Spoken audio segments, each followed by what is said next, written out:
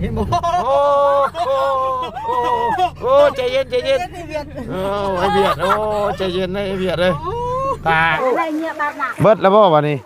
โอ้เบิดแล้วพี่น้องเลยบ่พอครับบ่พอกันครับมาอีกนะมาพอบ่มา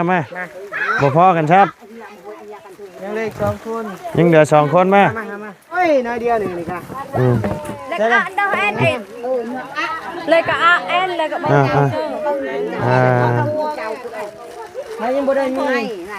คนใดยังบ่ได้มีนี่ผู้ที่บ่ได้ใส่ชงเนี่ยให้เพิ่นนี่โอ้ยเครื่องคองเฮาก็มีจำ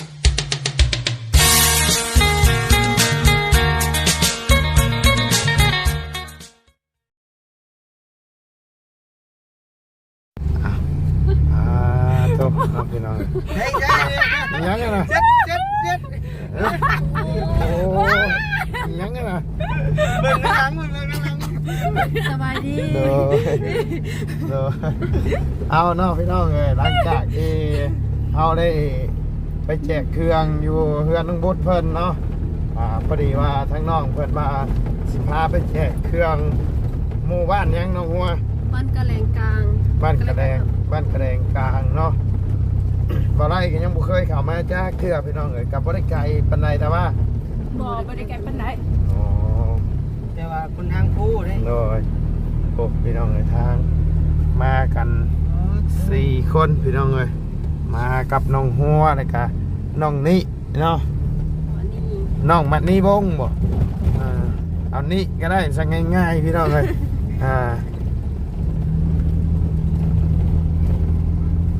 ไปแจกเครื่องเอาเครื่องลงจากหลังรถก้อนพี่น้องมันหนักเลยทีมงานเนาะก็บ่เคยเข้ามาจักเทื่อน้องบ่เคยเห็นมีทีบ่เคยเห็นบ่อ๋อเอาพี่น้องเลยมาบุกเบิ่งเนาะพี่น้องเลยว่าสิเป็นจังได๋ตามวันนี้อยากมาแหละพี่น้องโดยคนเขาย่างๆนี่น้อยๆโดยแต่ก็รถเข้าได้พี่น้องเลยบรรยากาศโคตรดีผู้หน่วยใดสิไปหน่วยนี้เอาก่อนอื่นก็กราบทักทายสบายดีเด้อเนาะพ่อแม่พี่น้อง FC เบิร์ดสู่คนบ่ว่าอยู่ในและต่างประเทศก็ยินดีต้อนรับเข้าสู่ช่องบ่ไรคือเก่าพี่น้องเลยพบเจอกันช่วงไม่ไหวเนาะคือตกใจบัดเจ้ากันเนาะโอ้ยพี่น้องเลยโซเฟอร์ตีนพีอยู่พี่น้องบ่ย่านเนาะโซเฟอร์ร้อยร้านนี้จะเบิ่งพี่น้องอ่ะเห็นบ่โอ้ใจเย็นโอ้ไอเบียดโอ้ใจเย็นนะไอเบียดเลยตายนี่หัวใจเขาเรียกว่าเนาะโอ้ยอย่าเห็ดนี่จักเทื่อได้ไอ้เลยแล้วเดี๋ยวเขามาบวยเนาะโดยนี่แหละพี่น้องเลยถ่ายบรรยากาศให้พ่อแม่พี่น้องเขาได้เบิ่งได้ชมตามทางเข้าไปพี่น้องเลยช่วงนี้ก็ทางเข้าไปก็ถือว่าโอเคโย่พี่น้องเลยช่วงหน้าแรงกันหน้าพลนี่ยันเข้าบ่ได้พี่น้องเลยมันสิเมินเตียงนี่ได้โย่โดยคันโฟนี่ได้โย่พี่น้องเลยไปกินกับล้มโอ้ยอะไรตอนเรามีแต่ส่วนมันเนาะโอ้พี่น้องเลยโอ้สั้นเลยเนาะเบิ่งนี้กล้องสั้นเนาะคอยเด้อน้องเนาะผู้ไปรอใต้นี่แต่ว่าคนทางมันสิเป็นส่วนยางบ่ยยางพาราแม่นบ่ต้นยางบ่ยางพารานี่คือใบมันหล่นบ่มันบ่ได้กรีดเนาะได้กับมองคลิปก่อนบาทนึงโดยโอเคเนาะเอาโอเคซะเนาะพี่น้องเอ้ยเดียวทั้งมาไล่ทายเป็นช่วงเป็นตอนให้พ่อแม่พี่น้องเขาได้เบิ่งได้ชมน้ำกันในการเดินทางเนาะพี่น้องเอ้ยพี่น้องเอ้ยปุ๊บสิบทางช่วงนี้ก็ช่วงใบไม้ร่นเนาะพี่น้องเอ้ยกะเดียวก็เห็นไกลแน่เนาะไปทางไหนสิไปบ้านกระแดงกลางไปทางนี้ไปบ้านกระแดงก่อนมาเลยสั่งข่าวนี้ ปงมาคราวนี้ แม่น กลับไปนี่ใกล้บ่จากฮอดบ้าน บ่ ไป ลง ไปเลาะเบิ่งเขตใหม่ๆนำพี่น้องเอ้ย แจกไปคนละเล็กคนละน้อย น้อย ได้แบ่งเบาคนกลุ่มเนี่ยไปเล็กน้อยไปเอาไป บ่ไล่มานี่ก็บ่เคยเข้ามาจักเทื่อได้พี่น้องเอ้ยเส้นนี่หรือว่าทางทีมงานอาจสิเคยเข้ามาบ่หรือจังไดก็ยังบ่ฮู้พี่น้องเอ้ยแต่ว่าบ่ไล่ก็ยังบ่เคยเส้นนี่เนาะชวนยางใหญ่ดีเนาะ บ้านมันใหญ่บ่ มีโซมหมู่บ้านแบบมันแยกกันอยู่ดิ เออ ทางขนมทางเอากับเบิดเลยเนาะ เบิดแล้วพี่น้องและเยี่ยมพยายามนี่นะพี่น้องเลย เบิ่งรอบหน้าเนาะ เบิ่งรอบหน้ากันนั่นน่ะก็มีเครื่องคองก็เข้ามาแจกพี่น้องเลย เรียกเยอะมาก ไปเว่าง่ายๆกับไปเบิ่งลาดลาวไว้ก่อนพี่น้องเลยเพราะว่าเอามากะเครื่องคองก็บ่ได้ได้ดอกพี่น้องเลยมีแต่ทั้งน้องนิ้วเพิ่นเครื่องคองเสื้อผ้ามือสองเนาะมาแจกพอได้บรรเทาผู้ที่เพิ่นขัดสนพี่น้องเลย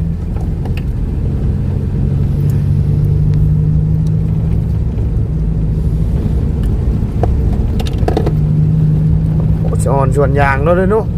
เจ้าเดียวโอ้เดียวฮะจนสุดทางเลย เบียดมันเป็นของเบียด โอ้ของเบียดบ่นี่นะ แม่น เออ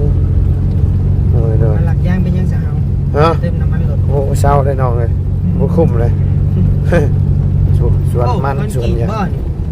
นี่คนขี่อีกบ่ โอ้ โอ้คักเบียดได้ เบียดแล้วมันเห็นกับชนยาง ทางนี้ปลูกมันเลยเนาะทางนี้เนาะ แม่น โอ้เจ้าบ่ได้ปลูกมันบ่เจ้า ปลูก ได้จักล้านปีนี้ หืม ได้จักล้านปีนี้ ยังบ่ได้ก้นซ้ ยังบ่ได้คนครับ ำโดย เอ เบียด อ กินกุด โอ้น้อย แล้วนี่ก็กินฟุตบอล บ่เบียดทะเล อึ๊บอึ๊บอึ๊บ เพื่อบ้านเนาะ โอ้ทางสั้นอยู่ได้ไหม เติมจะได้ น้อ ทาย งเนาะ แม่นแต่ว่าใครแต่ทางมันก็งามอยู่พี่น้องเอ้ยบ่ได้เป็น โอ้หิวบุกอะไร ปุ๊บเนาะ นี่อยู่ปลายพูดพี่ยังนี่ ปลายผู้เลยนี่โอ้โหส่วนใหญ่ไอ้ต้นยางเพิ่นก็ปลูกไปตามนี้เลยเนาะทางเขาบ้านเพิ่นนี่ก็ธุระกันดารอยู่ได้พี่น้องเอ้ยใกล้สิฮอดแล้วบ่นี่เนาะ ใกล้สิฮอดแล้ว เออไกลเติบบ่มีแต่ใกล้ตลอดเจ้าเนาะบ่ฮอดจักเทื่อโอ้ยส่วนยางพี่น้อง ได้สะ จังว่าเดียวเห็นก็มีมุ่นจักบ่ ปลายพูพี่ยัง ปลายผู้เพิ่นบ่ กระโดดรถผักเลย โอ้ดูโอ้ยยังนะ กระหอกกระหอก ก็ฮอกบ่ แม่ไว้ อ๋อหลายเนาะมันแนวมือเว้นก็ยังเห็น ลายนี้ เฉพาะเพิ่นจังเอาไปขายหอยย่างๆอยู่อ๋อพี่น้องเอ้ยเส้นทางเนาะอึ๊บ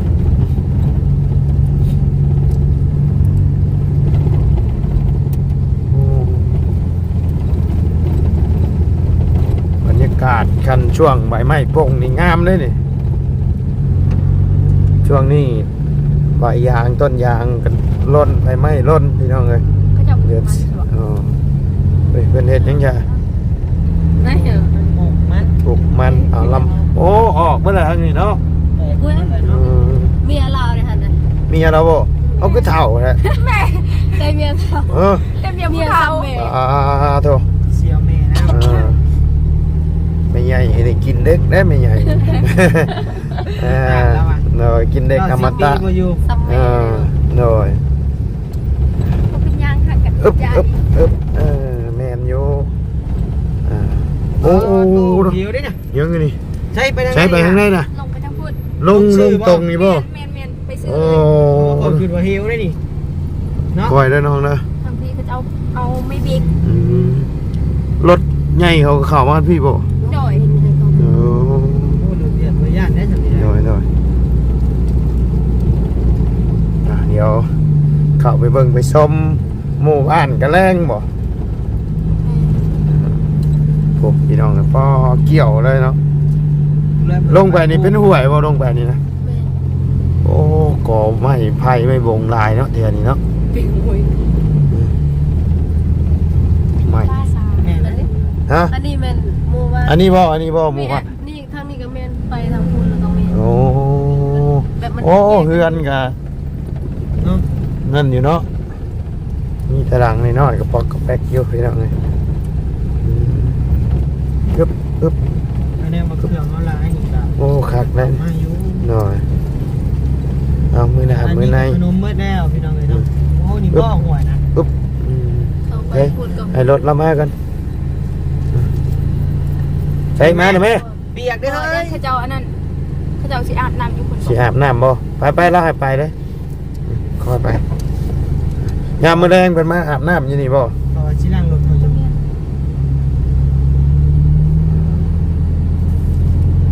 โอ้ยยังเฮ้ยนี่เป็นโฉกเป็นเหี่ยวอยู่ไปเด้อเคยเด้อ มี FC เม่นมาว่าโตโยต้าสายลุยเขาอ่ะเราบ่เคยเห็นโตโยต้าลุยเพียงเนาะ เออเห็นมื้อนี้แหละเนาะ แม่บ่มีไฟดอกเสียรถตัวเตี้ยมาลุยเดี๋ยวนี้ หน่อย ครับ2 3 อืมอึ๊บ สั่นๆ อ๋อสะออนแต่ไม่นี่แล้วข่อยมึงนี่เนาะ นี่ เพิ่นปลูกบ่นี่ บ่มันเป็นพี่ปลาซ่า โอ้ผีประชาบ่ โดย โอ้อย่าว่าผีประชาได้น้องนิวแห่งคนใหญ่เทย่านผีได้นี่นะ ได้ว่า เออ มันเป็นส่ง เราจะ ทางนี้กลับบ้านทางนี้กลับบ้าน โอ้ ไปบ้านนี่ครับพ่อ ครับ ไปทางไหน ไปเบิ่งกัน ไปทางนั้นบ่ ไปไหน ทางนี้ก็เป็นบ้าน โอ้ยใจเย็น เลือกแค่นี่ เนาะ โอ้ยเกม แหนบฮักแล้วจ้ะ ใครแล้วเนี่ยหักตีนบ่หัว มีทางสิปัวอยู่บ่เฮ้ย นี่อยู่ ใครอยู่ เป็นเฮียน คงเฮียนบ่นี่เอาหมู่บ้าน กะแล ใหม่หมู่บ้านกันแรง จอดไปนี่ก็ได้รถ ฮะรถเข้าบ่ได้บ่ เป็นหวยดี โอ้เป็นห่วย ได้อยู่ คนได้ โอ้พี่น้องนะ เด็กน้อยไปหาไหม เนาะเลยน้อยไปหำบ่ ขอน้ำเสียง โอ้บ่ไหวแล้วตัวนี้พี่น้องโอ้ ลงยุคุณอะไร ลุงเลย ขึ้นนี่บ่อึ๊บ ใส่สบ โอ้นี่พี่น้องเอ้ยหมู่บ้านเพิ่นเนาะก็ถือว่า ยิ่งใหญ่เลยโอ้เสียดายดิ เนาะ โอ้ดีใจพวกพี่น้องเอ้ย พี่น้องเลยระวังเด้อห เต้นอยู่มีหำนำบ่ ำเสียใจดิเนาะ นอน มาดูว่า โอ้เพิ่นมาแต่เวียกแต่งานพี่น้องเอ้ยป้าซะพี่น้องเอ้ยเดี๋ยวลงไปเบิ่งไปชมน้ำกันเนาะว่าหมู่บ้านนี่มีจักหลังคาเนาะเป็นจังได ลาย เอาเนาะพี่น้องเอ้ยป้าโต ปลาโจ๊ก เป็น ลายเนาะยืนเป็นระเบียบเรียบร้อยดีพี่น้องเอ้ยแต่สิลายแต่ว่าเฮาบ่มีเครื่องของมาลายพี่น้องเอ้ยก็มีแต่สิเอามีนี่แหละแจกเพิ่นผู้ละห่ออะไรมาเข้ามาเบิ่งก่อนพี่น้องเอ้ยเพราะว่าเฮาก็บ่เคยเข้ามาจักเทื่อหมู่บ้านนี่ ผู้ใหญ่ก็เอา เนาะ เสื้อผ้าเอา โดย ก็เป็นมีซัด โดย เพราะมันมีจำกัด แม่น มีแก๊สป้ายบ่ แม่นอ๋อนี่แก๊สปลายเนาะ หนึ่งกับจะสี่ อืม จะสี่ห่อ 24หรือ30 จะสี่ดิ 30ไหนเนาะ บอก แม่น30 กับ30กับพ่อได้ โดยอันเล็กน้อยออกมายืนเรียงอยู่พี่เด้อเด็กน้อยเด้อ เด็กแถวไว้ ผู้ใหญ่นะออกมาอยู่พี่ก่อน เดี๋ยวผู้ใหญ่บ่เพิ่งเอามีเนาะ เดี๋ยว เอาตะจอนเอาเนี่ยเอาด้วยเนี่ยไปเลยไปจัดเอาคุณจัดคุณรัง พี่น้องเลย แล้วก็ยิงมาได้ได้เว้ยห้อยเว้ยบ่ห้อยเว้ยมาพี่น้องเลยเดี๋ยวแจกมีให้เพื่อนคนละห่อกันเนาะเดี๋ยวทั้งผู้ใหญ่เดี๋ยวเอาเป็นทรงเชื่อทั้งบานิ้วเพิ่นเด้อหน่อยแจกเลยหน่อย ได้เลยเนาะ หน่อยไปมานบ ผู้ความได้ นบเด้อนบมือน้ำเด้อ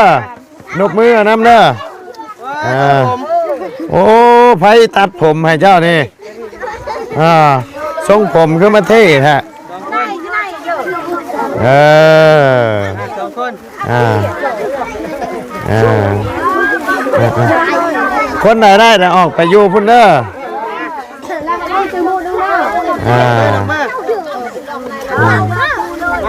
พี่น้อง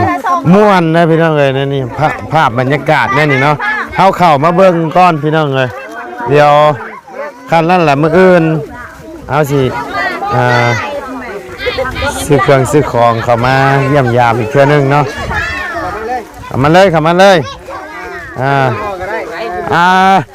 คนไหนที่บ่ใช้ชงนะออกไปกันเด้อคนที่บ่ใช้ชงออกไปกันเด้อพออยู่บ่เนาะโอ้ยพี่น้องเลยย่านบ่พอกันซ้ำนี่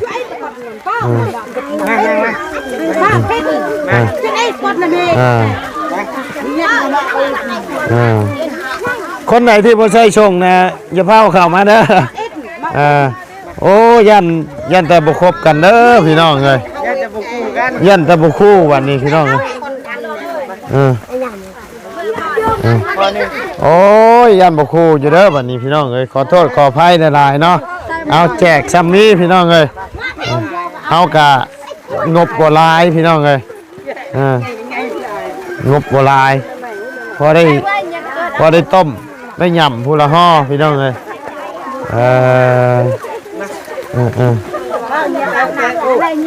เบิดแล้วบ่วันนี้โอ้ยเบิดแล้วพี่น้องเลยบ่พอครับบ่พอกันครับมาอีกนะมาพอบ่มาบ่พอกันครับยังเหลือ2คนยังเหลือ2คนมาพอดีเลยฮะได้แล้วบ่พอดีได้แล้วบ่พอดีเบิดแล้วพี่น้องเอ้ยบาทนี่โอ้ขอโทษหลายเอาเป็นเสื้อผ้าเอาเนาะโอ้ยผู้นี้เราบ่ได้ซ้ำบาทนี่เนาะพี่น้องเอ้ยกินน้ำเอามาฮะมีน้ำอยู่มีน้ำบ่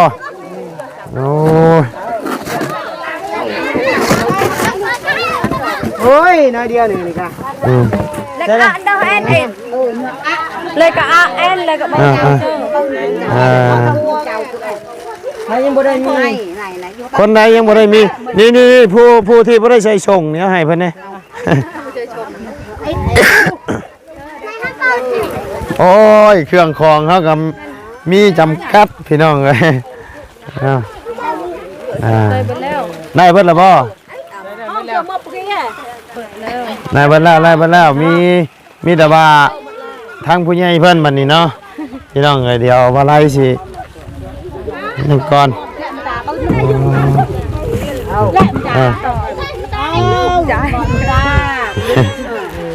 ส่วนน้องๆเพิ่นพามาแจก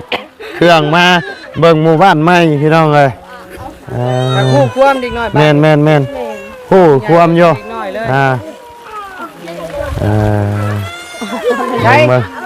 ขอบใจดังๆมึงด้วยบ้านนี้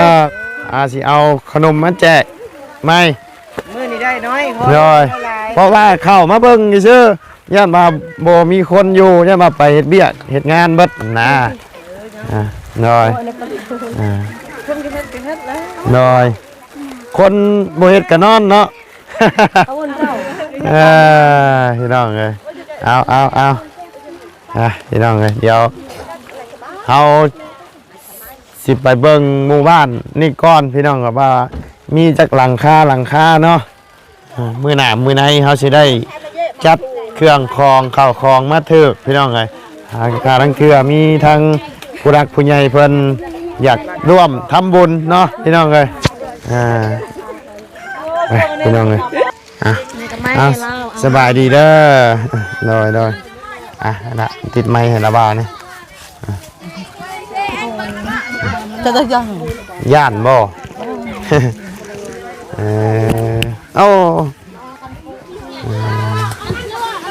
เคยมีคนเข้ามาอยู่บ่เอาเบิ่งเฮาดิเฮาหนีบให้มั้ย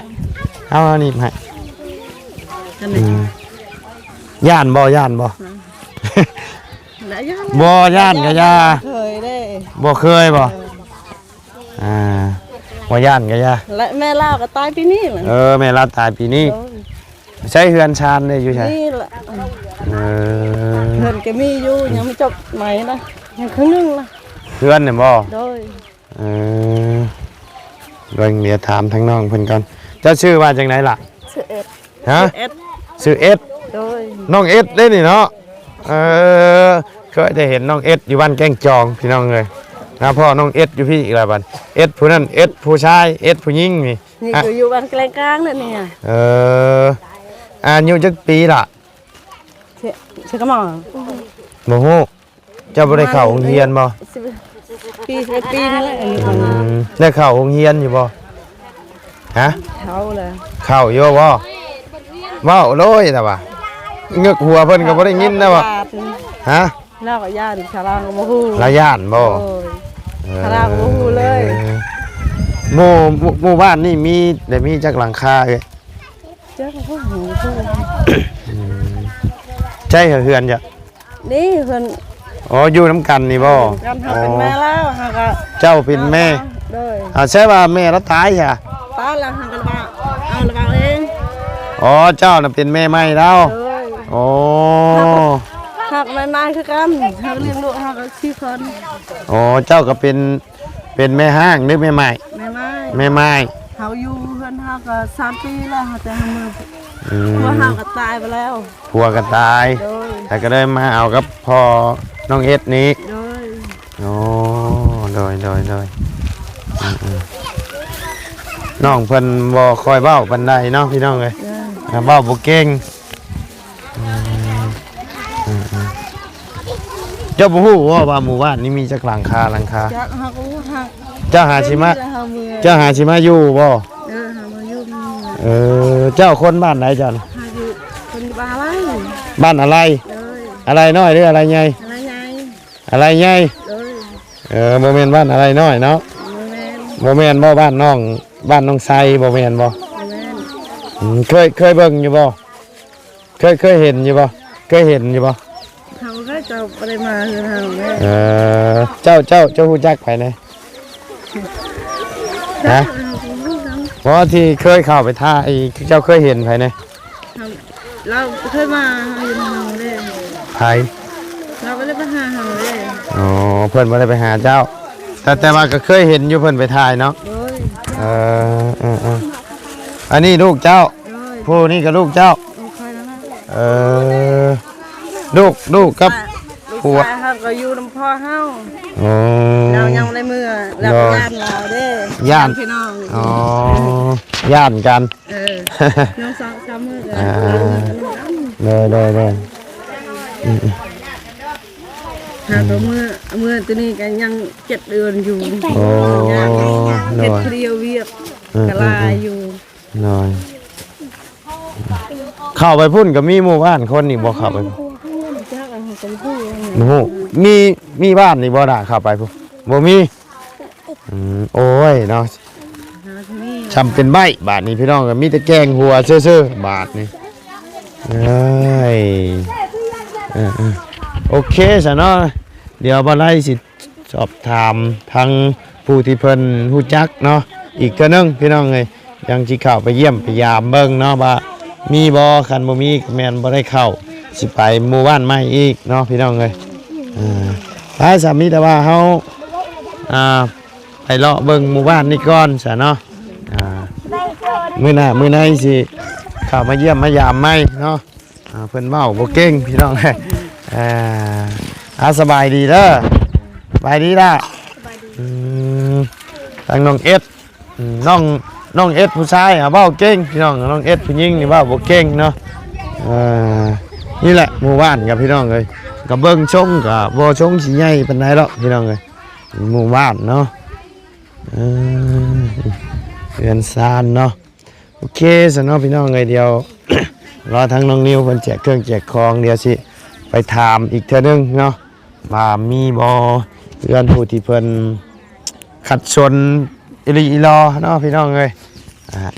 ที่เข้าไปเบิ่งพี่น้องเลยป้าสาวพี่น้องเลยสำหรับคลิปนี้ทั้งบ่ไล่ก็สิได้ขอจบคลิปปิดคลิปลงไว้เพียงสำนี้ก่อนพี่น้องเลยพบเจอกันในคลิปหน้าเด้อพี่น้องเด้อสบายดีเด้อ